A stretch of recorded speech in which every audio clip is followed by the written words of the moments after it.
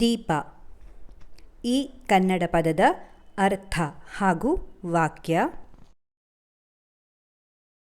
ದೀಪ ಇದರ ಅರ್ಥ ಬೆಳಕು, ಜ್ಞಾನ ಮತ್ತು ಪ್ರಕಾಶವನ್ನು ನೀಡುವ ಸಾಧನ.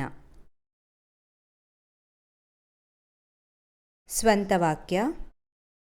ದೀಪ ಕತ್ತಲೆಯನ್ನು ದೂರ ಮಾಡಿ ಬೆಳಕನ್ನು ಹರಡುತ್ತದೆ. ದೀಪ ಕತ್ತಲೆಯನ್ನು ದೂರ ಮಾಡಿ ಬೆಳಕನ್ನು ಹರಡುತ್ತದೆ.